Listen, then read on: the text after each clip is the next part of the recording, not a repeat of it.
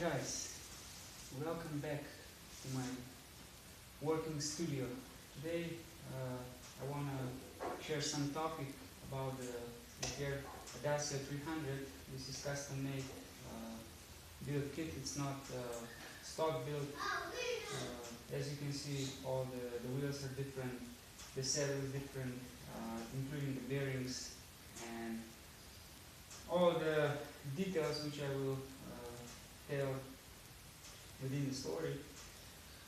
Anyway, if we start with the geometry of this bike, the geometry seems identical to S-Works Tarmac SL, with one exception that this bike has longer wheelbase, which means the steering capability is not so responsive as any other racing bikes. As well, the chainstay is much more longer. It's 417 or 412 millimeters, which tells you that this bike is not made for, especially for climbing, but more for endurance ride. But in this case, as you see, I have very long stem, 120 millimeters, already put on the lower position. I didn't cut the steering tube because you never know when you sell the bike, when you travel with the bike, you can adjust a little bit the height of the handlebar. But anyway, I'm going to focus only on three major aspects of using this bike. I was testing this bike on my travel with the bike rack, then on the races, especially mountain stages, and some serious workouts on the road. So if I start with the traveling, this bike suits very well for traveling if you just go easy way. But if you have a lot of weight on your rear end, and while you're sprinting, because of the rear triangle is very small, it's also very stiff, you can feel like bouncing the bike too much, especially in the corners. It can push you out of the corner very easily. So I would say from 1 to 5 stars for traveling, it's around 3.5. If we turn to climbing, I've been testing this bike on one heavy 13 kilometer long hill race, climbing race, and I start from the last position, 200 or 202 second place.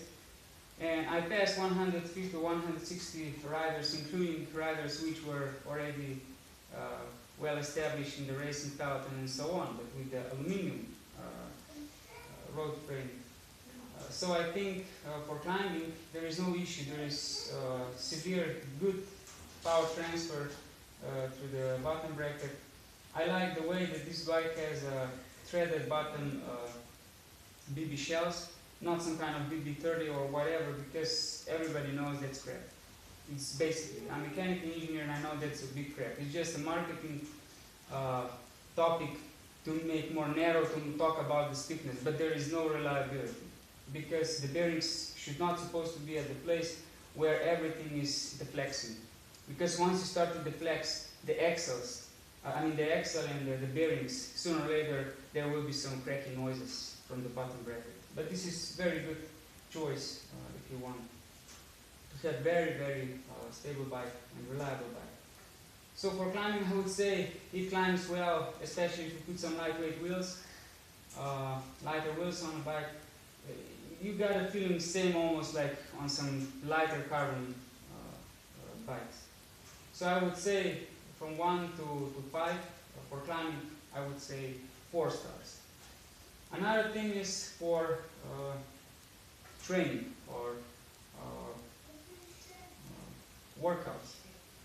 This bike in overall is very well balanced bike, so I would say for training that this bike could deserve 4.5 stars from 5. Why is that? Because while you're training, you need to look also that you have as lower maintenance issues as possible. As you can see, outer cables for brakes, outer cables and the wires, of course, goes out of the a frame which is very accessible, low maintenance issues, and as well this bike I equipped with the latest Viagra version, which I think it's quite good in comparison with any kind of more higher ranked group set. Especially I suggest you to change the brake pads. The brake pads, original from Telegra, are not so well. On one race I remember it was raining, I was all the time on the brakes, and eventually when I came back home I realized that the brakes already vanished, the brake pads vanished, so had to replace it. As well, as you can see, I have in here Pro Logo saddle scratch 2 CPC, and in here it's some kind of older wheel set from Medic. But anyway, I would suggest to buy this bike if you really want to have well balanced bicycle. It climbs well, it descends well. The only issue is when you, because of longer wheelbase, that the stability at the higher speeds is very good, but there is not so responsive steering. So if you have many twisted corners, short corners, yeah, it can be an issue for someone who's not get used to it. I'm in the cycling industry for about 16, 17 years so far, and I can adapt to that. So pose the questions and don't forget to subscribe. Thanks for watching. Bye.